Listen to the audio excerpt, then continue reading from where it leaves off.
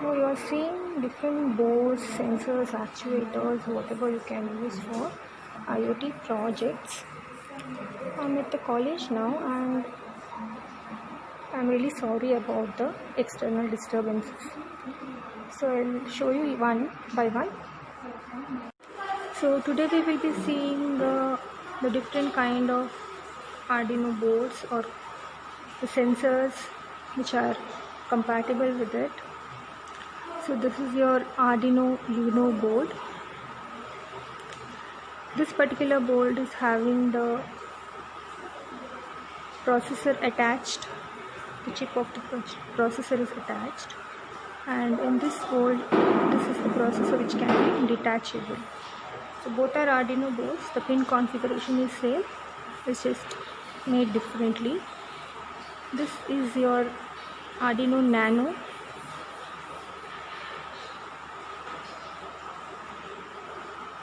This is STM32 ARM Cortex. It's very high speed. You also get it with this so that you can solder the board and use. And to write code to this, you will get this USB attacher. So you can attach it to this, attach to your USB port in laptop and code.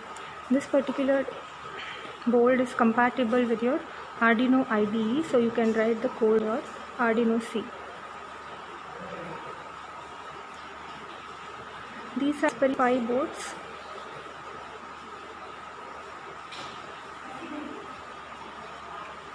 So these are three different Pis. This is model B. All are model B, but this is in 2011.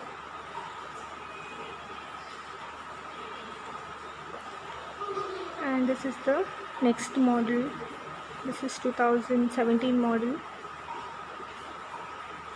So you can see here you have the HDMIs and you have here micro HDMI. So this is the latest one. So all these are Raspberry Pi boards. They also, some of them come with cases like this. Next we'll see few sensors. So this is the Raspberry Pi camera, and next this is an LCD display, a small one. This is joystick, a potentiometer,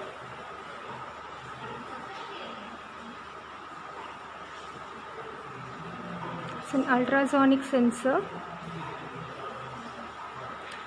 These are infrared sensors. They are a relay. It's having so many infrared sensors. You can see each one has a sender, transmitter and receiver.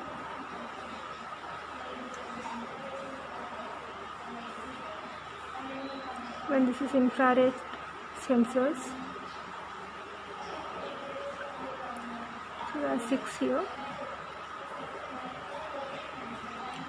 Next, this is humidity sensor. You can dip it in water and also test water level. This is biometric sensor.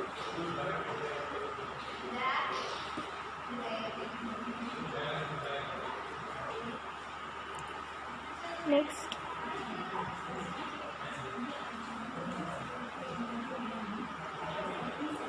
this is accelerometer.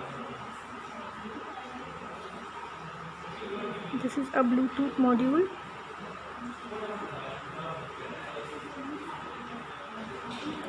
This is the sound sensor,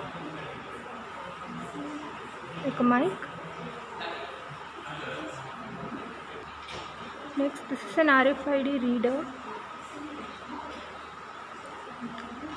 So once you code it with any Arduino board, these are the RFID tags. So when you move this tag over this board, it will read it. You'll also get it in variable form. To make the connections, you can use a breadboard initially, but once if you are sure of the connections, you can solder it to a PCB like this. So these are the LEDs and resistors and ICs, capacitors, all soldered into a PCB. So once your project components are ready and your connection diagram is ready, you can do this. You can have entire project on a single PCB. So next we will see the BLDC motor. This is the brushless one, BLDC, and this is the normal DC motor. And these are micro servo motors. This is the servo motor with the metal gear, and this servo motor is with nylon gear. And you have several components. This is a typical LED, a switch,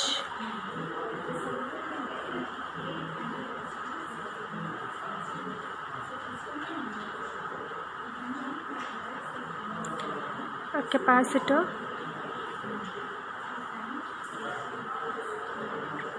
this is timer IC. It comes with the pins. This is a normal resistor. This is a diode.